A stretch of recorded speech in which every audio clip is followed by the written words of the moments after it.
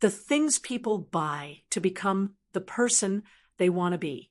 I want to introduce you to Claire, 43 years old, graphic designer, earning $78,000 a year, genuinely good with numbers at work, a smart and creative woman. Now take a look at her colleague David. Same company, same salary. David has one hobby. He runs. Equipment cost. A pair of running shoes replaced every 8 months at $140 each. But at home, something entirely different is happening. In her spare bedroom sits a sewing machine she bought during the pandemic, a calligraphy set still unopened in its box, 3 sets of watercolor paints, a ukulele, a pottery. Well, she drove 40 minutes to pick up a bread loom, a sourdough starter kit, a jewelry making kit, and leaning against the far wall, 14 empty canvases waiting for a version of Claire that has not shown up yet. At age 55, Claire has $29,000 saved. David has $310,000. My dear ones, Claire did not spend her retirement on vacations or dinners or even clothes. She spent it on the person she was always just about to become. Let us count what is actually in Claire's room one by one. Sewing machine, $380. Calligraphy set, $65. 3 watercolor sets, total $210. Ukulele, $120. Pottery wheel, $340. Bread loom, $85. Sourdough kit, $55. Jewelry kit, $95. 14 canvases, $180. Total purchase price, $1,530. That room is 110 square feet.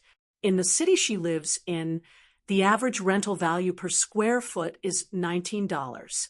That means the room costs $2,090 per year just to exist. The hobby supplies fill roughly half of it. Their share of that implicit rent, $1,045 every single year. And those supplies have been sitting there for an average of 4 years. That is $4,180 in implicit rent alone. Now, add the opportunity cost. If that $1,530 had gone into an index fund 4 years ago at an average annual return of 8%, it would be worth $2,081 today. Total second cost of Claire's hobby room, over $6,200. For a version of herself she never became. We call this the identity purchase trap, my dear ones. We are not buying supplies. We are buying the feeling of being someone who does that thing. The sewing machine is not a machine. It is a promise made to a future self, and that future self is collecting rent. The pottery, wheel-kneaded clay, then glazing tools, then a kiln she researched for 3 weeks before deciding not to buy. The ukulele needed a tuner, a stand, an app subscription for lessons she completed 2 of. The canvases needed brushes, then better brushes, then a specific type of brush she ordered twice from 2 different suppliers. This, my children, is how the lifestyle multiplier works. Every identity purchase triggers a support ecosystem, and that ecosystem collects its own second cost every single month. Every time Claire buys a new hobby kit, her brain receives this signal. You are growing, you are interesting, you are not stuck. That signal feels almost identical to the feeling of actually doing the thing. The purchase delivers the reward that the practice was supposed to earn. Neuroscientists call this the substitution effect. We substitute the symbol of an identity for the actual work of building it. The pottery wheel sitting in the corner is emotionally doing the job of making Claire feel like a creative person without requiring any of the effort. And for about 72 hours after the purchase, it works beautifully. Then the anxiety begins. Not immediately, quietly, because now there is something in the room that represents an unfulfilled promise. The brain registers it as an open loop, an unfinished task. And open loops, my dear ones, do not rest. Research confirms that visual reminders of unfinished goals elevate cortisol. That is the stress hormone. Claire's hobby room is not a creative sanctuary. It is a cortisol factory. Every time she walks past it, her body registers a small but measurable stress response to 14 versions of herself she has not yet become. And here is the cruelest part.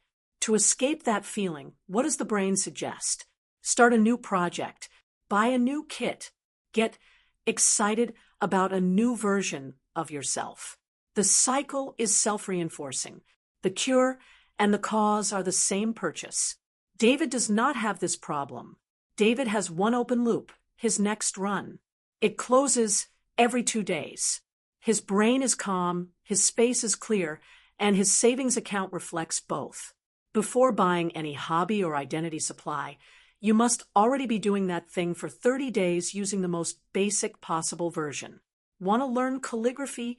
First practice for 30 days with a regular pen and free YouTube tutorials. Still doing it on day 30? Now you have earned the right to buy the proper set. This rule eliminates roughly 80% of identity purchases at the door, because most of the time, we do not actually want to do the thing. We want to do it. And those are two very different transactions. You are allowed exactly one active hobby at any given time. Not two. Not a rotation. One. When you finish it, or honestly decide you are done with it, you close it completely before opening a new one. Sell the supplies. Clear the space. Close the loop before opening another. This is not about limiting your curiosity, my children. It is about protecting your focus, your space, and your cortisol levels from the compounding weight of 12 open loops running simultaneously. For every item already in your home, ask this one question. Does the person I actually am today use this? Or does it belong to a version of me that no longer exists? If it belongs to a past future self, it is not nostalgia. It is rent. Charge accordingly. Sell it. Return the capital to your actual present life. Because the best investment you can make in your creative self is not 14 canvases. It is the financial freedom to take a month off and actually paint. Claire is not unhappy, my dear ones. But Claire is not free. She is paying monthly rent to 12 versions of herself that never arrived. And each one is quietly invoicing her future.